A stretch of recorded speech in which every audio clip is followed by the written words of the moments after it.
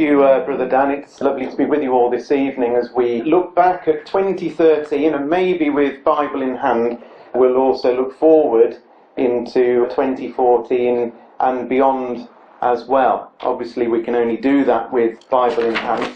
One of the things I wanted to just begin by talking about isn't necessarily looking at 2013 just to start with. I want to talk to you just for a few minutes about the one thing, the one ingredient that we need to have in our lives to please the Lord God. And that, of course, is faith. It is absolutely impossible for us as human beings to please God if we don't have that fundamental ingredient in our lives, which is faith. And faith, of course, is believing in something that we just can't see.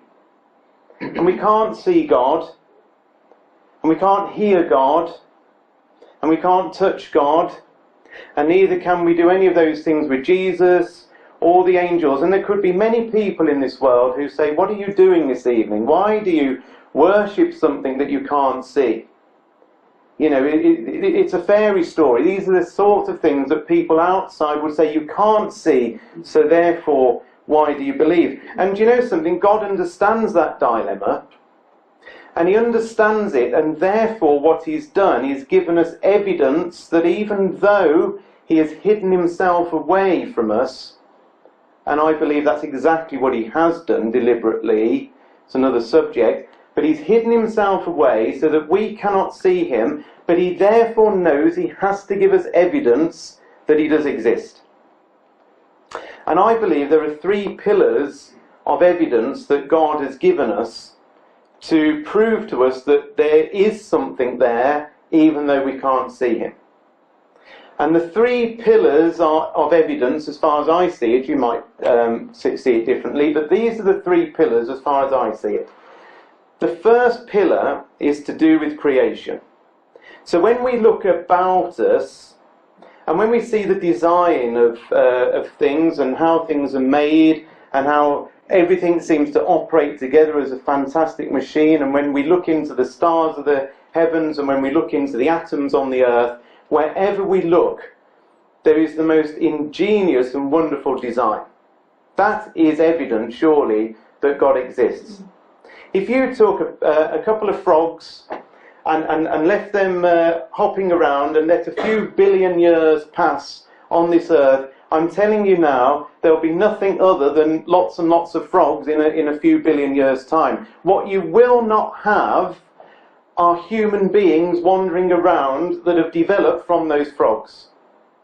But that's precisely what evolution would tell you, that a frog will turn into a prince. And it's a fairy story there, and it just would not happen.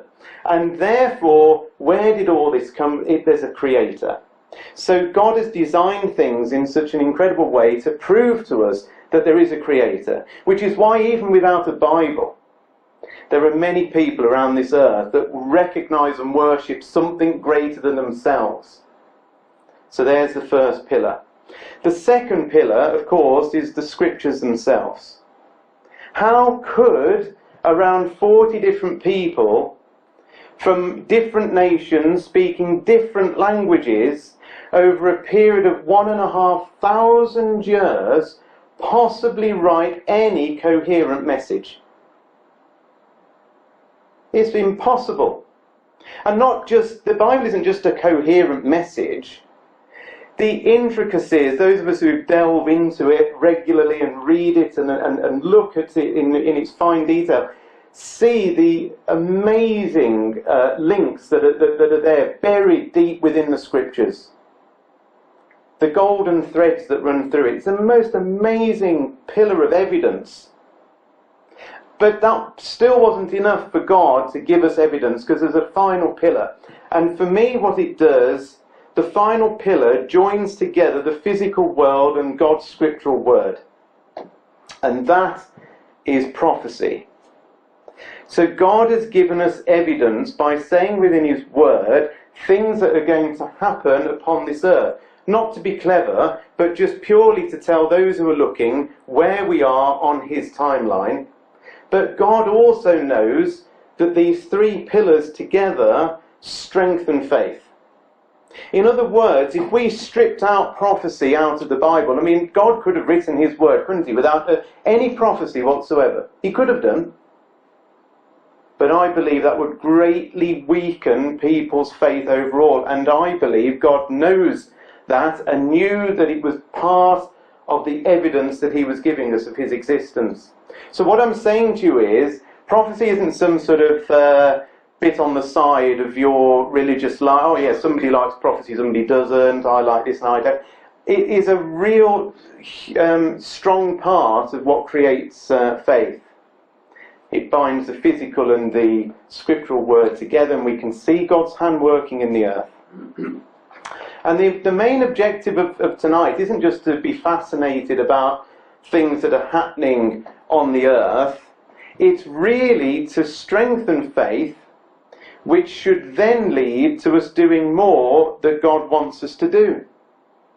I mean, if you think about it, somebody with zero faith, how likely are they to do the things that God wants them to do?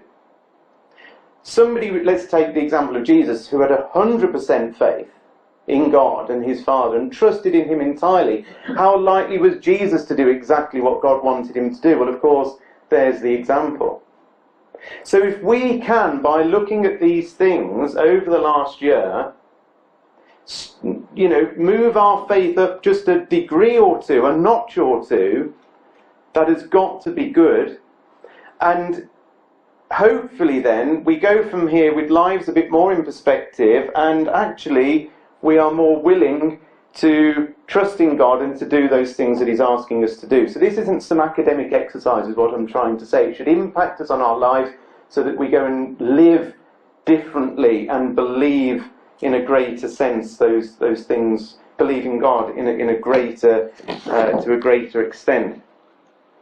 I think many of us now, who uses some sort of GPS in here? Anybody use GPS? So we've got, like apart from John there, we've got most people, half the audience like using GPS. And we get used to using GPS. We get used to getting our satellite navigation, putting in the postcode, and we arrive at our destination. But you know something? We need spiritual GPS as well, and I'm talking about God's prophetic signs, because that's our GPS. Just as the satellite directs my car, so God in the heavens is directing things on this world, and we know what is going on. We know the lefts and the rights and what happens at a roundabout and where to go. This directs us. So we need to use spiritual GPS. We need to use God's word, and that is what we're going to do right now. Now, normally what I do at this point is look at the events that I thought were interesting in 2013, and then at the end we sort of look at the scriptures. But we're going to do it the other way round. We're going to look at the scriptures, because this is the right way round, really, isn't it? We look at the scriptures, and then once we've looked at the scriptures, we'll go then and see what's been going on. Does that sort of make sense?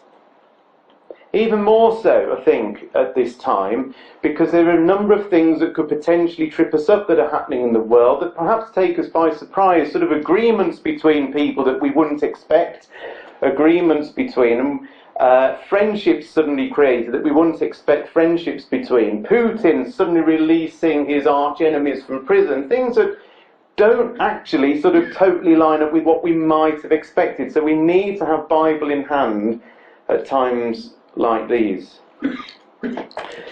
Now, if I was going to say to you, okay, we're going to look at some scriptures now, I don't know whether to do this. Can I ask you a question and you give me a reply? Should we try that? Let's try this. Okay, we're going to try this. So what I want you to do is tell me key latter day or time of the end prophecies. Give me some books and chapters, passages. Chuck some at me now, if you would, that aren't sort of sort of obscure ones, key ones. So go and read this, because this is telling you about things that would be happening at the time of the end. Where would you tell me to go and look? Jerusalem, the burdensome stone. Yes. So Zechariah chapter 14, chapter 12, 2:14, there's obviously elements there, yes?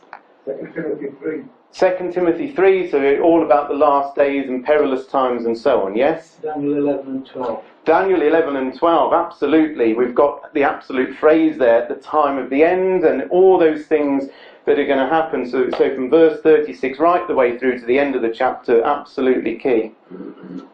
Any others? Psalm 2. Psalm 2, so absolutely. So there's the nations there raging against God, God looking down and saying, actually I'm laughing at what you're doing, and I'm going to establish and anoint my king upon the mountain of Zion. Absolutely. Any chapters in Revelation? Yeah. Chapter 11, 17. chapter 17, obviously chapter 16 because of the Armageddon, and so we go on. I wonder how long we would actually talk together until we came to the chapters that we're going to quickly look at. Because the chapters that we're going to look at, I don't think are necessarily at the front of our minds from a prophetical point of view, from a last days point of view. And the chapters that I'm talking about concern 10 tribulations. 10 tribulations that affect 10 different nations on this earth, and all of them are to do with the last days as well as having ancient fulfillment. They're the most remarkable latter-day prophecies in the Bible that are playing out right now before us. And the chapters that I'm talking about begin in Isaiah chapter 13, and chapter 14, 15, 16, 17, 18, 19, 20, 21, 22, 23, and conclude with the climax in 24. And you realise very little is written about these chapters, and very little at all in terms of a latter-day scenario. But I want us to just consider these together just for a few minutes. Now, I've called them 10 tribulations. Just come and have a look at Isaiah. I call them tribulations. Of course, in the AV, they're called burdens. But when you look at that word burden, Strong's actually says it means something of a calamitous or disastrous nature, a source of great worry, stress and grief. And in essence, it's a very similar word to the word that Jesus would have used in the New Testament times when he says there will be great tribulation, such as was not since the beginning of the world, known or ever shall be. These are great tribulations. And I believe that they are specifically talking, there's 10 of them when you go through, there are 10 burdens in these specific chapters within Isaiah. And they involve physical nations on this planet. And I'm going to prove to you that they are to do with the last days, as well as having an original fulfillment in the time that they were written. But that comes as no surprise, does it? How many prophecies were written with an initial fulfillment in the days of the prophet, so you knew he was a prophet, but had a much greater fulfillment in the longer term as well? Well, I can think of many, many, many that fulfill that. Now, come and have a look at Isaiah 13. So this is the beginning of the burdens, the beginning of these 10 tribulations. And this very first one comes upon Babylon. And we say, well, Babylon, that was an ancient nation of 586 BC. Surely that's nothing to do with now. But it's everything to do with now. And here's the proof that it is to do with now, not only in ancient times. Have a look at verse 8. This chapter is packed full of latter-day phrases that you'll recognise instantly, that are quoted in latter-day context in many of the chapters that you've already told me, one of which wasn't, of course, Ezekiel 38, which I thought you might have mentioned. Anyway, here's Isaiah 13, verse 8.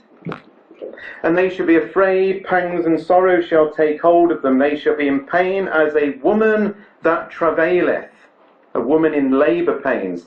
They shall be amazed one at another. Their faces will be in flames. Behold, verse 9, the day of the Lord comes, cruel with wrath and fierce anger, to lay the land desolate. He shall destroy the sinners thereof out of it. For the stars of heaven and the constellations thereof shall not give their light. The sun shall be darkened in his going forth, and the moon shall not cause her light to shine. I will punish the world for their evil, and the wicked for their iniquity, and I will cause the arrogancy of the proud to cease, and will lay low the haughtiness of the terrible. I will make man more precious, that's more rare than fine gold. Verse 13, therefore, says God, I will shake the heavens and the earth shall remove out of her place in the wrath of the Lord of hosts, and in the day of his fierce anger. And if you go through every single one of those phrases, they are all powerful, powerful latter-day phrases that are picked up by prophets of later time, because bearing in mind Isaiah was written, let's say, roughly 700 BC, well before many of the other prophets, and certainly the first of the major prophets, and many of them then pick up on these themes and develop them going forward. It isn't just one phrase, is it? There's a woman that travaileth. There's the day of the Lord. There's destroying the sinners. There's the stars and the sun, moon and stars going dark and punishing the world for their evil and shaking the heavens and the earth removing out of its place. What does that make you think of? Which chapter makes you think of the earth being shaken and removed out of its place? Well, I would go to probably Ezekiel 38 and the last few verses that talk about every wall falling to the ground and the great shaking, and maybe other chapters as well, like Zechariah 14. So I believe that this is the beginning of these 10 burdens. And the very last chapter, so if you come across the last of this section, if you like, is in Isaiah 24. So this now concludes it. So we start off with these very powerful statements, and it's all concluded in chapter 24. So there's no mention of burdens here, but it's the conclusion of it all. Now look at these words. My AV version has a sort of a heading here which says, God's judgment on the whole earth. Behold, the Lord maketh the earth empty, he maketh it waste, he turns it upside down, and scatters abroad the inhabitants thereof. It shall be as with the people, so with the priest, as with the servant, so with his master, as with the maid, so with the mistress, as with the buyer, so with the seller, as with the lender, so as with the borrower, as with the taker of usury or interest, so with the giver of usury to him. The land will be utterly emptied, utterly spoiled, for the Lord has spoken this word. The earth mourneth and fadeth away, the world languisheth and fadeth away, the haughty people of the earth do languish. The earth is defiled under the inhabitants thereof, because they have transgressed the laws, changed the ordinance, broken the everlasting covenant. Therefore hath the curse devoured the earth, and they that are therein are desolate. Therefore the inhabitants of the earth are burned, and few men are left, as rare as gold. It's incredible, isn't it? And these 10 chapters with these 10 tribulations that lie between Isaiah 13 and this Isaiah 24 are the most astounding events that are playing out on your TV screens right now. So what have we got then? Well, there's a number of... we start off with the burden of Babylon. This is nothing to do with spiritual Babylon. This is nothing to do with Rome.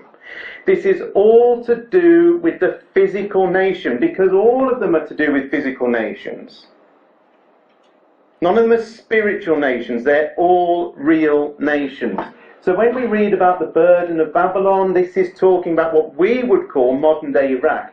When we read in chapters 15 and 16 about the burden of Moab, we're reading there about what we would now call, I believe, Jordan. When we read about the burden of Damascus, we're reading there about the burden of Syria and specific things that will happen in Syria. In chapter 18, when we read about the burden of Ethiopia, we're not really actually reading about modern-day Ethiopia. We're reading about the country that we would today call the Sudan. But more of that in just a minute. The burden of Egypt, well, that's a nice straightforward one, because Egypt is still Egypt. The burden of the desert of the sea, we're going to have a quick look at that one, because the burden of the desert of the sea doesn't actually tell us where, but actually there's a few names that are given straight after that, one of which is Elam and the other which is the Medes. And I'll show you exactly where Elam is, and I'll show you exactly where the Medes lived in just a moment, but you can see the clue there because I've put Iran, because that's exactly where Elam and the Medes were. The burden of Dumah is to do with Edom, which is southern Jordan. Now, interestingly, there's only 2 verses out of all of this huge section to do with that, but again, it's another burden. There's the burden of Arabia, which is the what we would now know, I think, as Saudi Arabia. There's the burden of the Valley of Vision, which is the burden of Jerusalem, that's in chapter 22. And finally, we've got the burden of Tyre in chapter 23, which is physical Tyre, but that chapter remarkably goes on and shows that latter-day Tyre moved to this country. And so it's not only to do with Lebanon, there is also this country amazingly involved in these 10 burdens as well. So let's just have a look at some of these, if you would. In terms of Babylon, I'm not touching on that. If you want to have a look at what I believe Isaiah 13 and 14 are all about, there's I've uploaded a YouTube clip that lasts for about an hour that goes into that in every single verse and a huge amount of detail that shows how all of the events in Iraq recently have played out to the actual letter, including things that have happened with Saddam Hussein. But let's just flick over and look at some others. So in chapter 17, there's this burden of Damascus.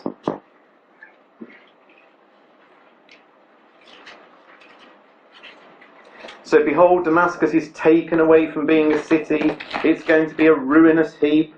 The cities of Aurora are forsaken. Now those cities are Jordanian cities, so there's a problem within Jordan. At the same time that Damascus is ceasing to be a city. Brothers and sisters, Damascus has never failed, never ceased to be a city.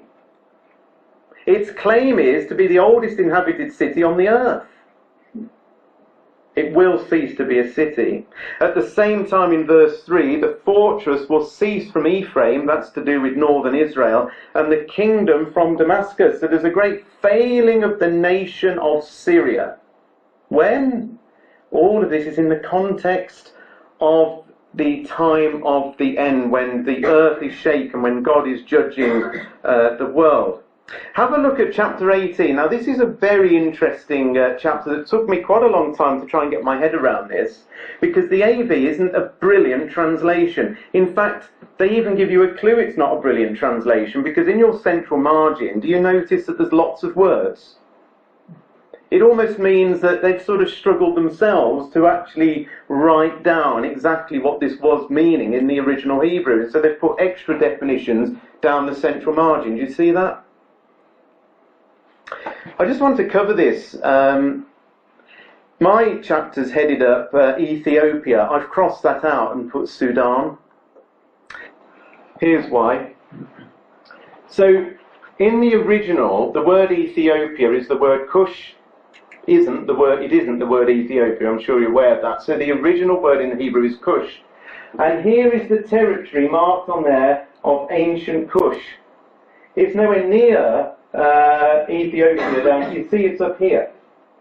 It's just south of Egypt. It's exactly where North Sudan now is. Do you remember just last year, Sudan split into 2 nations? There was, just over 18 months ago, there was one huge nation of Sudan that covered South Sudan, and then it split into 2. And it became, well, it's not even called North Sudan, it's called Sudan and South Sudan. And South Sudan is predominantly Christian, where they're all fighting at the minute, it's on the news, and this area is predominantly Muslim. And it's split exactly like that. And it's this northern area of Sudan which is this passage is talking about. Woe to the land shadowing with wings. That word shadowing means whirring. It's to do with insects flapping their wings. It's the whirring noise that locusts make. Remember that. It's the whirring noise that locusts make. Woe to the land with this whirring with wings. And in the AV it says, which is beyond the rivers of Ethiopia. What that really should say is alongside the rivers of Ethiopia, because that is precisely where the Sudan area is. It's going alongside, it's not beyond, it's alongside those rivers of Ethiopia, which are predominantly talking about the Nile. And look what these people of Sudan do. They send ambassadors.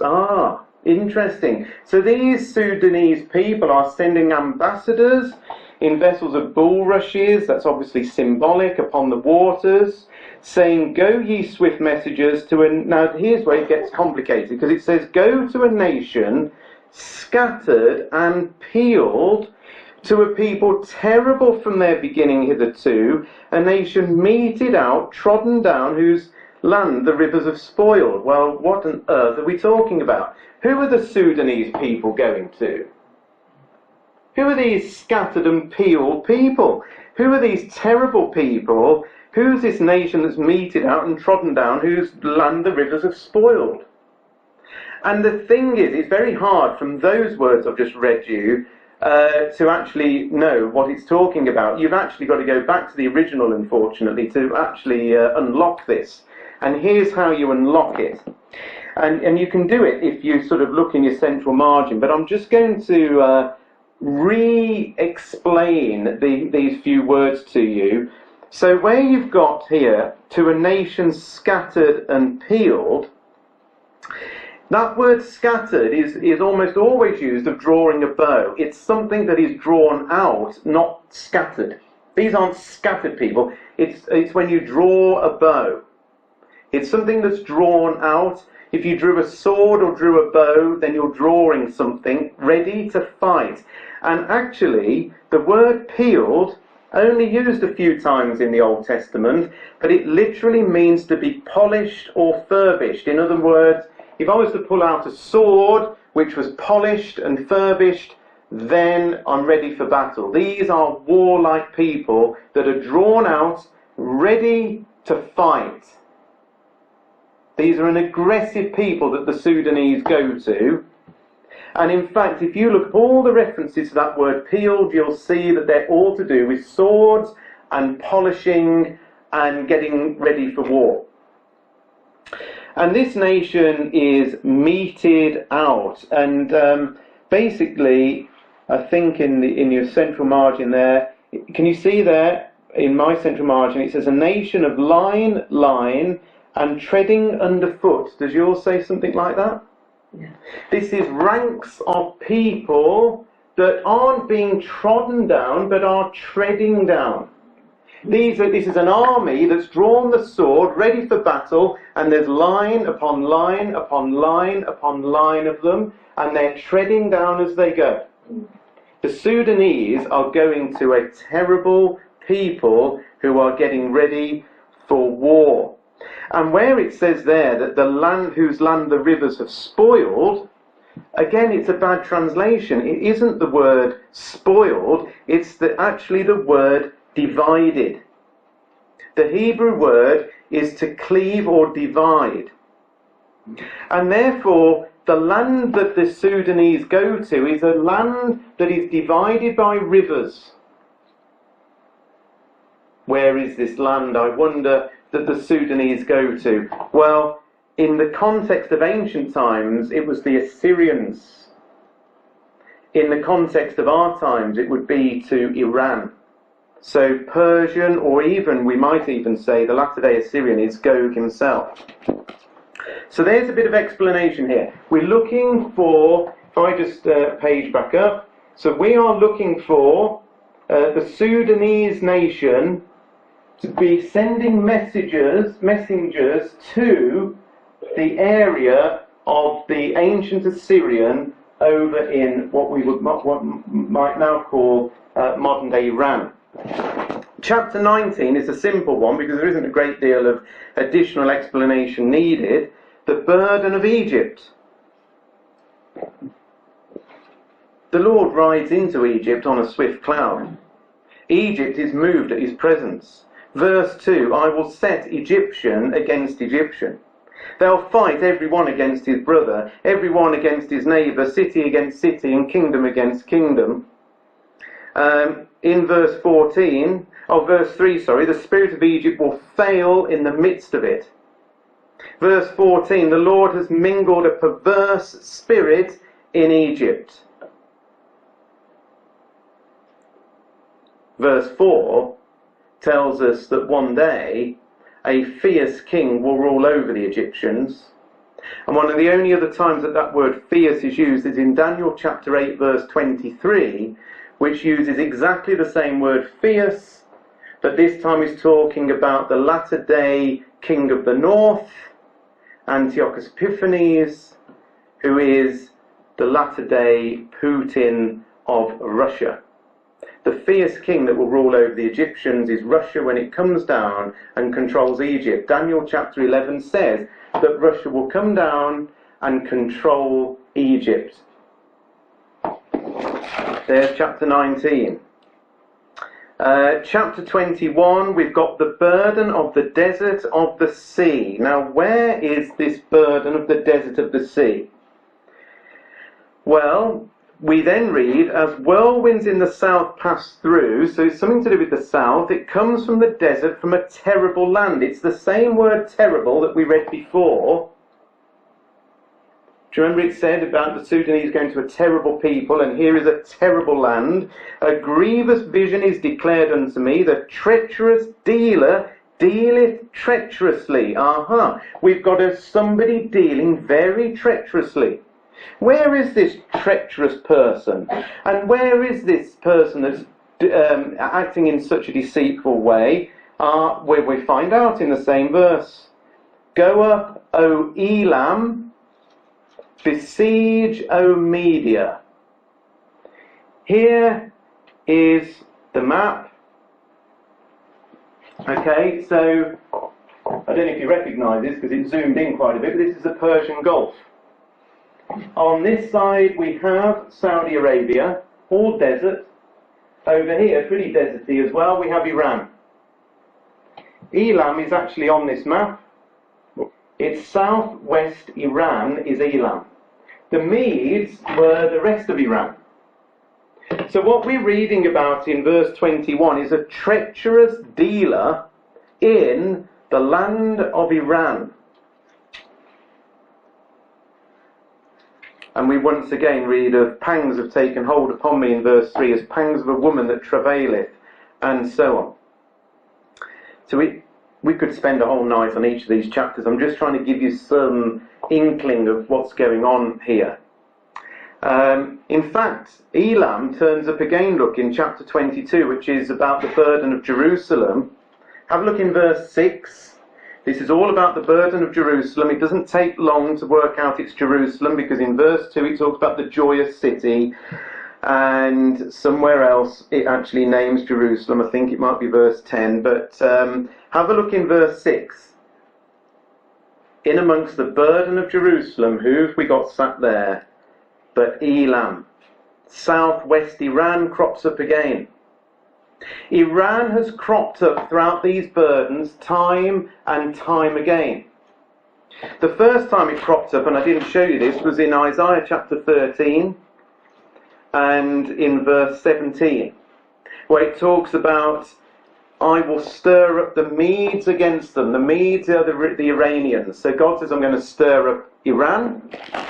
Then we've got in verse chapter 18 that we've already looked at, where the people go to the land where the rivers have divided. That again is to do with Iran.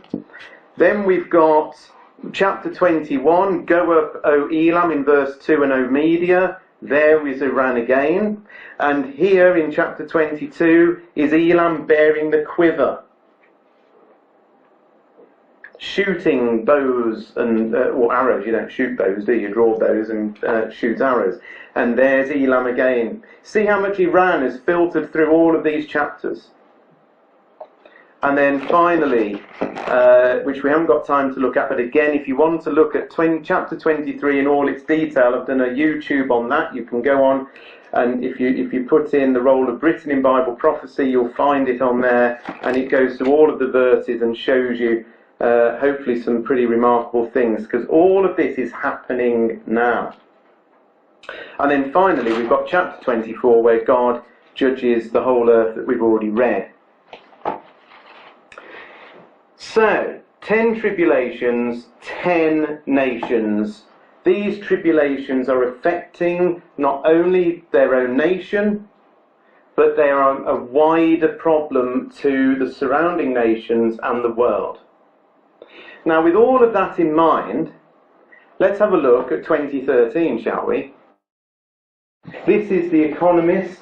So this is back on February the 23rd, and this was their front page. So which chapter would we be looking in to read about this? Chapter 17. Damascus is taken away from being a city, a ruinous heap. And notice in verse 3, the kingdom would cease from Damascus. So there's a complete failing of the nation of Syria. And what an incredible picture that is on there. Pretty powerful image there. The oldest city in human history is on the verge of being ravaged by war. That was on March the 18th. We've got Assad. Syria's fall could trigger regional domino effects, so the world was saying, yes, we can see the fact that it could lead to a much greater problem for the world. We can see this as a tribulation for the world, can't we? If ever there was a tribulation for the world, is Syria it? Certainly looks like one, doesn't it? Obama, this is interesting, Obama sending 20,000 troops surge to shield Jordan. Jordan is one of the few nations that really hasn't kicked off yet in terms of these tribulations. It's chapters 15 and 16 to do with Jordan. It's still to happen, I believe, because all the others, we've got ticks next to them as problems that are occurring. Could Syria ignite World War III? That's the terrifying question, as the hatred between two Muslim ideologies sucks in the world's superpowers. So we were, weren't we, on the very brink. Do you remember all of this happening on the news? It felt like any minute there was going to be some sort of military action by America and Britain. And then we got to that crucial point where there was this attack by Syria upon the opposition using chemical weapons, where 1,300 people were killed. That was on August the 21st. And that really then galvanized Britain and America especially to do something about it. So it almost got to the crunch where, if you remember, in this country, Cameron was really trying to push the UK Parliament through to go to war against Syria, or at least launch some attacks. America was reaching a similar conclusion, and then a vote was taken in the UK. It went against Cameron, and the whole thing began to dissipate. And that then led to this sort of quite remarkable agreement at the time between Russia and America, who made this agreement that Syria themselves would hand over their chemical weapons. And the world went from on the absolute brink of a world war to a defusing of the situation at that time. Now, what intrigued me about this video is that this is prime time television in America.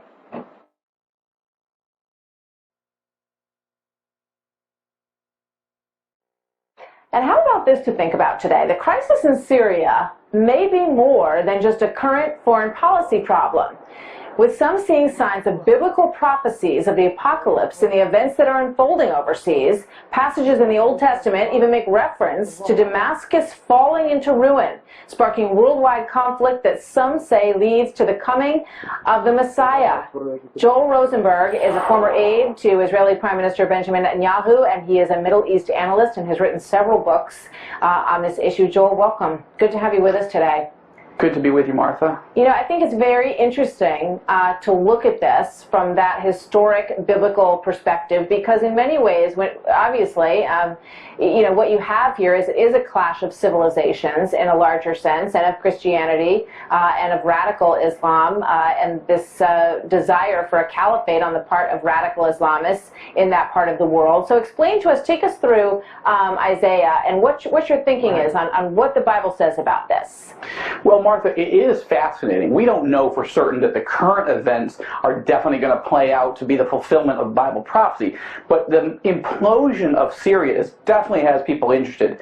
Isaiah 17 and its parallel passage in Jeremiah 49 both describe the absolute destruction, the catastrophic destruction of Damascus at some point in the eschatological future, the end times.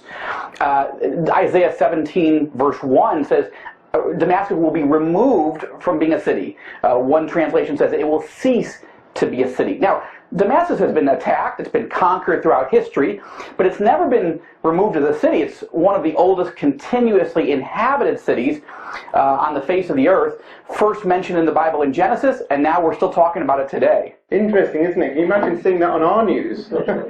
It's like, oh my goodness, it's amazing to just see them talking about it in just such an open, almost wonderful way, really. So there we are with Syria. So you tell me, where does this end up? We've got this sort of so-called agreement. Do we think it's all going to end up with everything working out peacefully? Or do we believe God and say, despite this tentative agreement, are these words still to come to pass? It's almost like God's tested us to some extent. Look, I've written this down. You thought it was going to happen. And now what do you think? Do you still believe in me? Or are you going to believe in Obama and these promises? Interestingly, of course, we now look at Egypt. Egypt's chapter what? 19. Now, I'm not going to give you any headlines of Egypt. I'm going to play you a 2-minute video clip which sums up what's happening in Egypt far, far better than I could.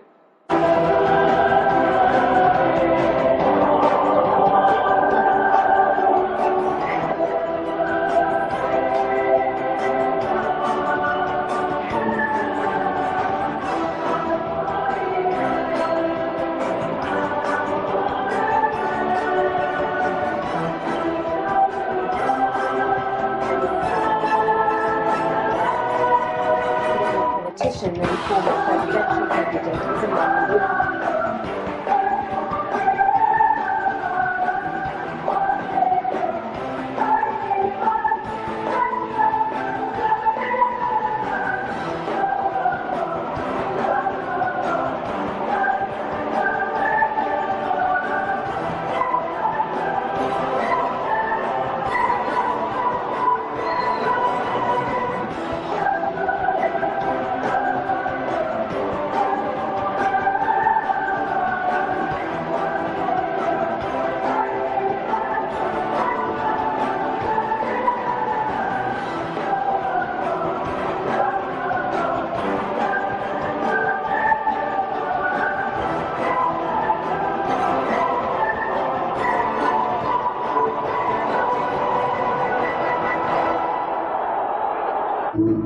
Egypt is on the brink of a volcano. That scary declaration today from Cairo, as hundreds of thousands of protesters again march across the country, demanding that President Morsi step down.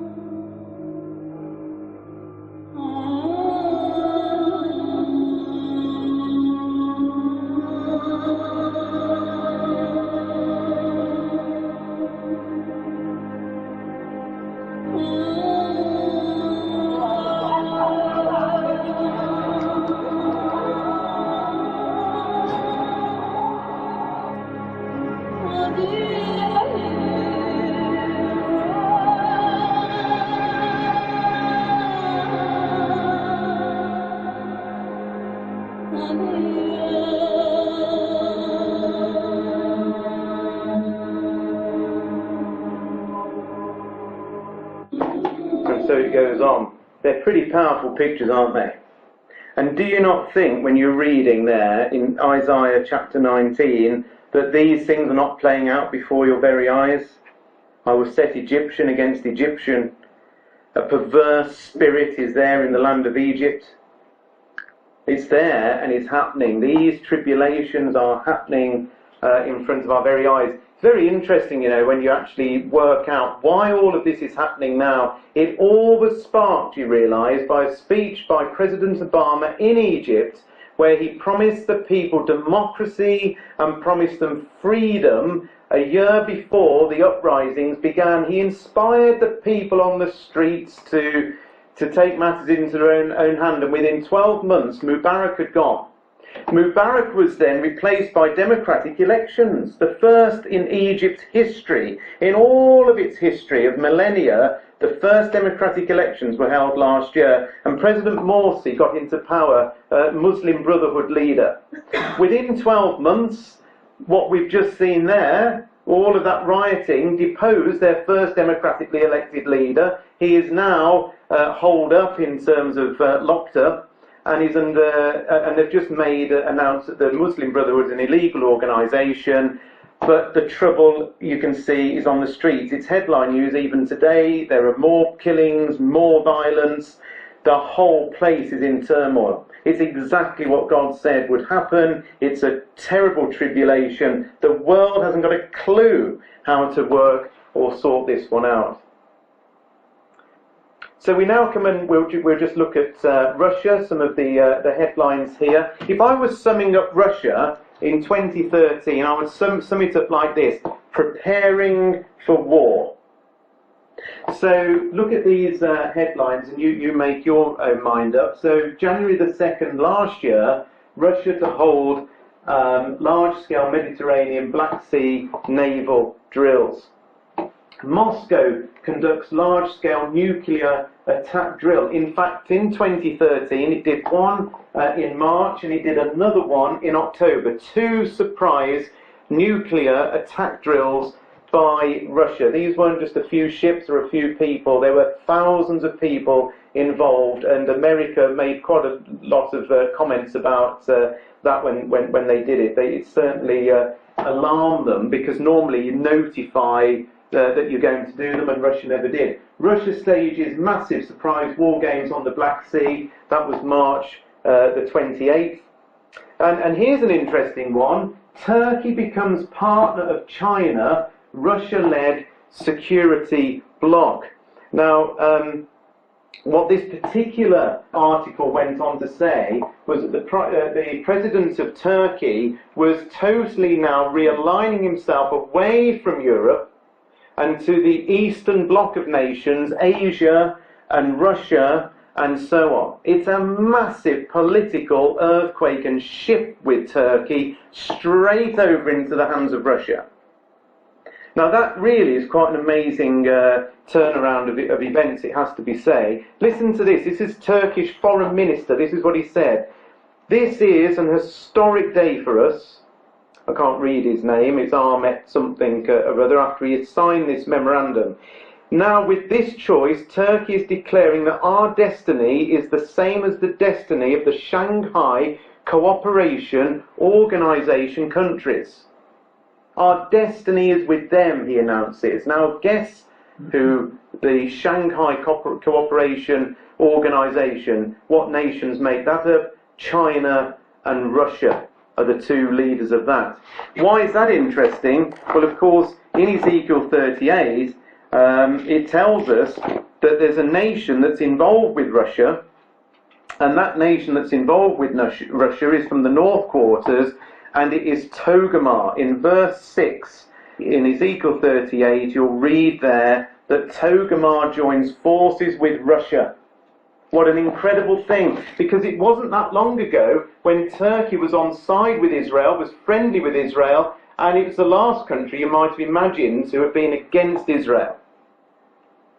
And suddenly, it isn't suddenly, it's happened over a few years, but it's now reached that stage where they made a public declaration to turn to Russia.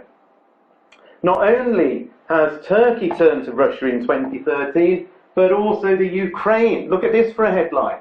"Historic defeat for Europe as Ukraine returns to Kremlin control." Isn't that amazing? I'll tell you why that's amazing, is because again in Ezekiel 38, we read there that Gog who was a real and historical person, the leader of the Scythians, actually is of the land of Magog. And Magog, I don't believe, has anything to do with Germany. I believe Magog is exactly the place where Magog used to be, which is pretty much covering southern Russia and a good part of the land of the Ukraine. And therefore, with the Ukraine coming back under Kremlin control, Magog is now completely under Gog's influence. He sees it like that. Putin sees it as it's his satellite that needs to come back under his control. It's a very significant event, and Europe, as you saw in the headlines, probably as you watched those things happening just back in November, it's only about a month ago, Europe was extremely frustrated. Putin used his huge gas reserves to cajole Ukraine in and gave them a massive discount on the price that they had to pay as the prize for coming in. Missile deployment signals a more assertive Russia. Did you see this just a few days ago, December the 18th? Russia shifted nuclear missiles to the border of Europe, much to the concern of obviously those nations that back up on Eastern Europe. So Russia is preparing. Ezekiel 38 says, prepare for yourself and all the other nations that are going to join forces with you, and get yourself ready. This has been the year, I believe, of Russia getting themselves ready. And lo and behold, Forbes, on its yearly Who's the Most Powerful Man in the World, ranked Russian leader Vladimir Putin as the #1 most powerful leader in the world, with, guess who's #2? Obama. Last year, the year before, Obama was the most powerful. You would expect him to be the most powerful. Now they say it's Putin, mainly because of his new Middle East influence over all these deals with Syria and Iran. I'm not going to say much about this situation, but do you remember there was this shock earthquake in the Vatican when suddenly Pope Benedict steps down? First time pretty much ever in the history of this false religion. And here's this new Pope, Pope Francis. And I just wanted to show you this picture because these are pictures of all the kings of the earth and all the religious leaders. Well, it's not all of them. I could have put pages of photographs up of him meeting all the world leaders. These are just a few. What does the Bible say? The kings of the earth have committed fornication with the harlot of Rome. What an incredible picture. They've all rushed to his seat. Rushed to influence him. Why? Because he controls 1.2 billion people on the planet. That's why they rushed to see him. If it was the size of the Christadelphians and there was a 200,000 people, are the kings going to rush to see somebody to do with it? No. It's billions of people that matter. Anyway, back to another new face. This is again a new face for us in 2013. So Ahmadinejad, that we grew to know through his outlandish comments, suddenly is off the scene, and now a much nicer man is in Iran. Rouhani, this is a much more decent fellow. He doesn't talk about wiping Israel off the map. He does announce and vows his support for the Assad regime, so that hasn't changed. And other things sort of haven't changed as well. Iran and Russia expand defence ties. So Iran and Russia working together here, exactly like we'd expect from Ezekiel 38, that talks about the first nation on the list of nations that joins Russia is Persia, Iran. So even with this nice sounding Rouhani who makes all these nice noises, in fact behind the scenes he says, I still support Assad, and actually we're getting closer ties with Russia. So what then happens is Obama now takes another gamble. So he's gambling over Syria, he's now gambling over Iran. There's a lot of gambling going on, isn't there, in the Middle East right now? Just come with me just for a second. I need to just show you this because I just think it's just amazing. Let's see if I can find it. We've already read it. It's in Isaiah. So come and have a look at Isaiah. Yeah, here it is. Chapter 21. Do you remember I said that this chapter is talking about southwest Iran. He's talking about Iran, because if you look in verse 2, it says, "A grievous vision is declared unto me, the treacherous dealer dealeth treacherously, and the spoiler spoileth. Go up, O Elam, besiege, O Media." The treacherous dealer is in fact Iran. It's Elam and Media. They're acting treacherously. Obama's completely and utterly taken in by this Rouhani guy. God says they're acting treacherously. And what are they going to do? Well, it says what they're going to do. It says, "Pangs have taken hold of me," in verse 3. "Pangs of a woman that travaileth. I was bowed down at the hearing of it. I was dismayed at seeing it." And when you read through, you'll see, and from the other passages, that they bring great destruction. These people are acting treacherously. So here's Obama. Have a listen to what he had to say. In the US, President Obama is also sounding cautious, but there's a tantalizing chance that an agreement on Iran's nuclear program could become something much bigger. If Iran seizes this opportunity and chooses to join the global community, then we can begin to chip away at the mistrust that's existed for many, many years between our two nations. The Americans have an uphill job selling the Geneva deal to their allies in the Middle East. On the other side of the Gulf, Saudi Arabia believes Iran is misleading America and its Western allies. The Saudis and the Iranians are in their own Cold War. In Syria, the Saudis back the rebels and Iran backs the regime. Israel has said it's not bound by the deal. It could try to block any permanent agreement with Iran that doesn't dismantle Iran's nuclear facilities. Just have a listen to what Benjamin Netanyahu, the Israeli Prime Minister, says about this deal. Last night is not a historic agreement. It's a historic mistake. It's not made the world a safer place. Like the agreement with North Korea in 2005, this agreement has made the world a much more dangerous place. I know that many share... Couldn't be clearer, could it? What does the Bible say? He's right. It's a much more dangerous place. This gamble will not pay off. The amazing picture, this is on The Economist. This is talking about the West being weakened, especially America and Britain, because they lost all their cards when they played the game of trying to take out Assad and so on. And there's this lion looking rather sheepish because his teeth are in that glass. It's remarkable that they've done that, because there's a number of prophecies that talk about the young lions having their teeth broken out so they're not able to go to war as they used to. And that is precisely what that picture is of, though they don't realise they're looking at it from a scriptural point of view. It's the most wonderful picture.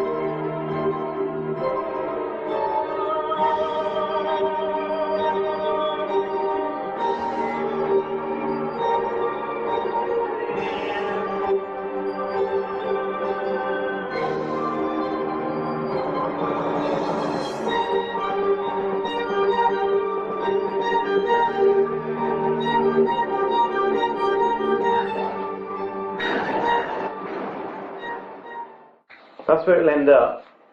Disagreement is going to fail. When? We don't know exactly, but it will do.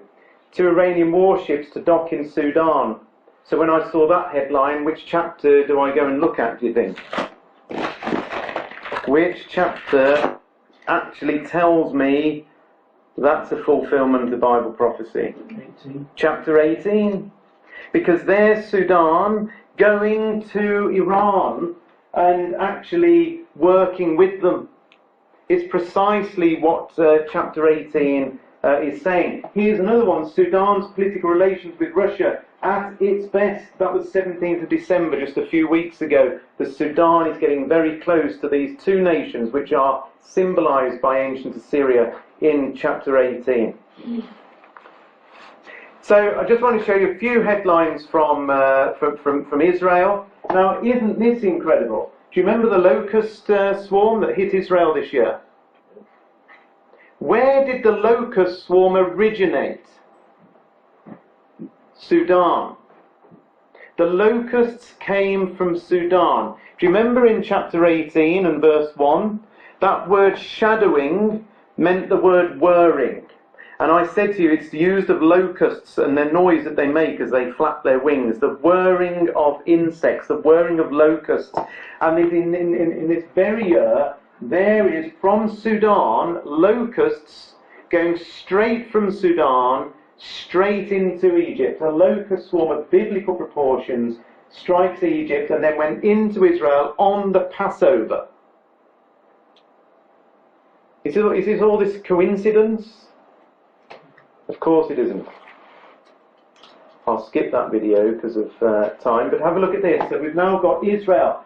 This is March the 30th. Israel facing a geopolitical tangle with natural gas. It's a really interesting article here that goes by the Associated Press that goes on and explains just what a mess Israel is finding itself in. Now it's found all this wealth because Lebanon and the Palestinians and so on and other nations and Syria are saying, well, hold on, you can't have that. It's under the sea, it's a bit near our land, and there's a lot of horse playing going on behind the scenes, and it's causing Israel a lot of problems. We know it's going to cause Israel a huge amount of problems because here is some spoil that Gog might want and come and take it.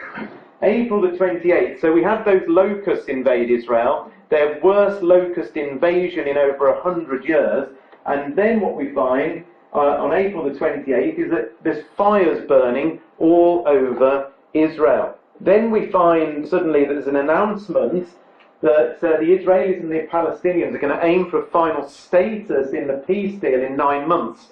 That 9 months is up in about 4 months' time. And just today on the news, I don't know if you saw it, but Netanyahu is saying he's going to go very shortly to Israel on a referendum on dividing the land. He's going to get a referendum on that because they've just about done a deal. So he's going to try and get the people to back the deal, then he can finalise the small print. We're very close to momentous things happening, I believe, in Israel, because they're really pushing it through.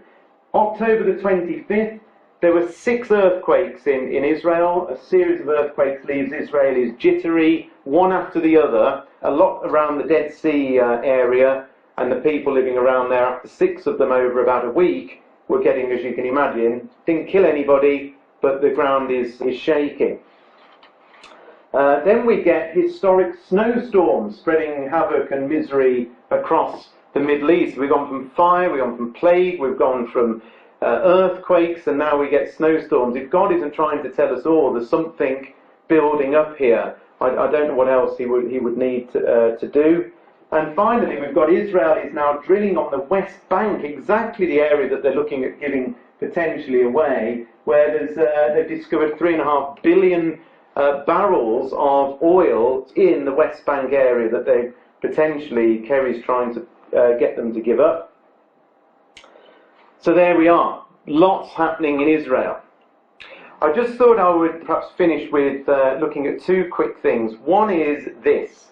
This is the greatest storm ever to hit land. It hit the Philippines, if you remember, just a few months ago. But the reason I want to play this to you, because there's an incredible thing that maybe you missed Because either side of this amazing storm, two events happened. This is nothing to do with global warming. This is everything to do with global warning.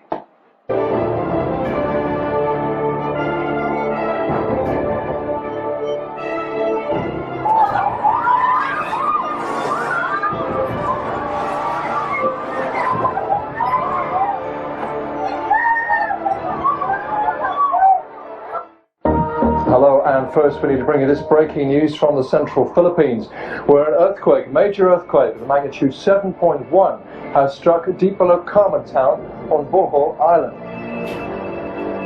The quake, magnitude 7.2, has been followed by stronger aftershocks. The epicenter was beneath the island of Bohol and close to the country's fifth biggest city, Cebu, which is a popular tourist destination.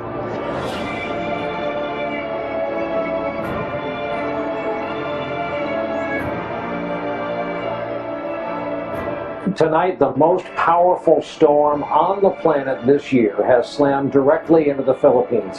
Some forecasters are saying Typhoon Haiyan, it's actually a super typhoon, could be the strongest of any storm of its type at landfall ever. They are warning of widespread devastation, a significant loss of life, maximum sustained winds of 195, gusts to 235 miles an hour.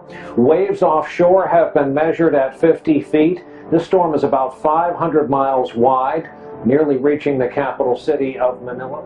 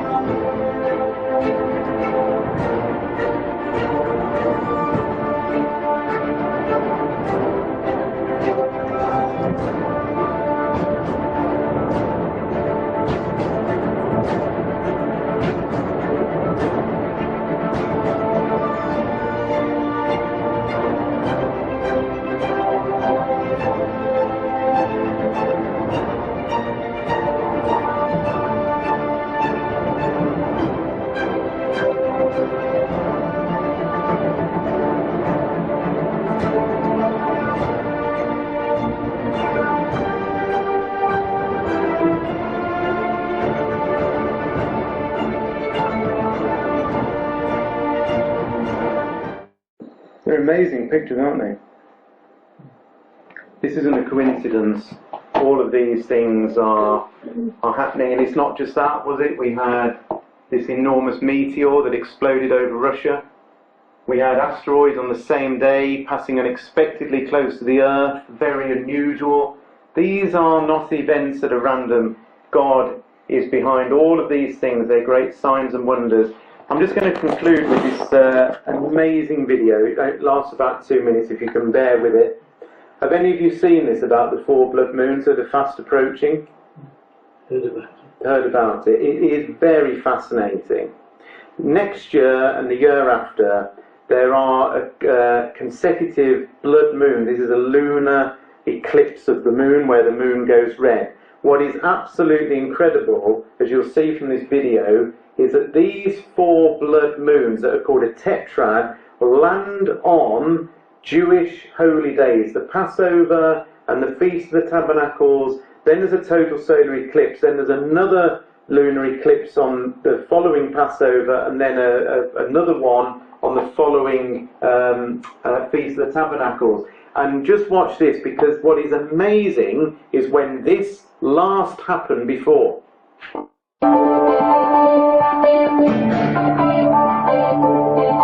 Hello and welcome to another segment of the Spirited Debate. I'm Lauren Green, Chief Religion Correspondent for Fox News Channel.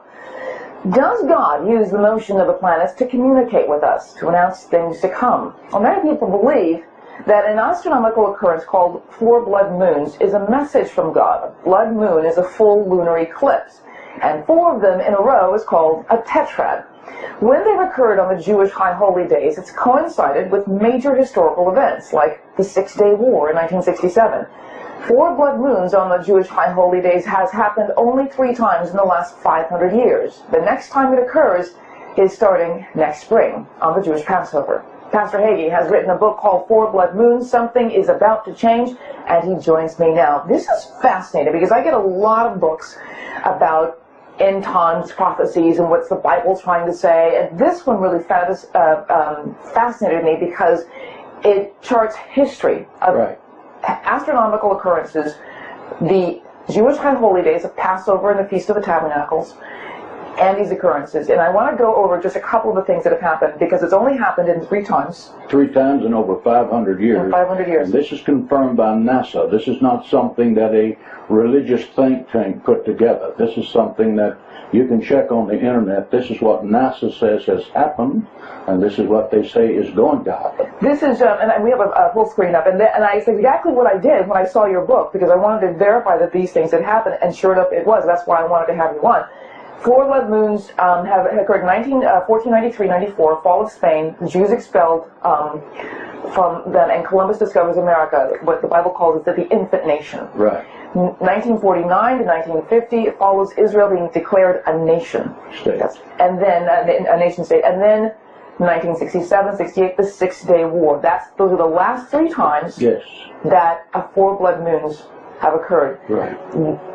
And so the next time it occurs actually is starting next spring. Starts April the 15th, 2014, next spring, and it happens on Passover. The 2nd blood moon next year will be October the 8th on the Feast of Tabernacles. And then in 2015, it will happen again on Passover. And then it will happen the last time, September the 15th, and that will be on the Feast of Tabernacles. The irony of what it takes to get the sun, the earth, and the moon in a perfect alignment, to have a blood moon, and then for those blood moons to be on this exact date, is something that just is beyond coincidental. The Bible very clearly says, Joel the 2nd chapter says, the day of the Lord will be as when the sun refuses to shine. The significant thing is that between these 4 blood moons will be a total solar eclipse, and the moon will be turned to blood. That is exactly repeated in Acts the 2nd chapter. It is repeated by Jesus Christ in the book of Luke, the 21st chapter, when he said, you will see the sun, signs in the sun the moon and the stars. But that's quite interesting, don't you think, that these signs are happening? What is the chance that those dates would line up so amazingly with the birth of the nation and the war that occurred in 1949 and in 1967, and it's all happening again? In fact, you know, in the last 2,000 years, the one that's about to happen is the 8th time. So these 4 blood moons, since the time Christ was here, it's only happened 8 times.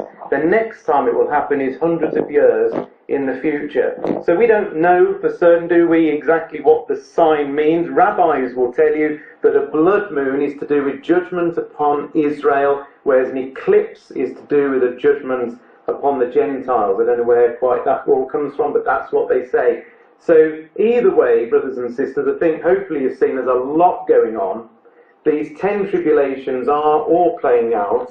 There seems to me to be no doubt that these prophecies in Isaiah are being fulfilled. What do we expect ultimately to happen? Iraq is going to be completely eradicated as a nation. That hasn't happened yet. Damascus will be as well. Israel is to be greatly weakened. Egypt will continue to fight against each other and eventually be ruled over by the fierce Russian leader. The Sudan is going to remain anti-Israel and will send ambassadors and build relationships with Iran and Russia. Iran will launch missiles. It is a definite treacherous thing that is going on right now. It's going to lead to great destruction, and there will also be destruction coming on Moab, which is ancient Jordan. All of these things are playing out. We don't know the day the Lord will return, but I believe with all these things happening, we could be on the brink of this happening at any time.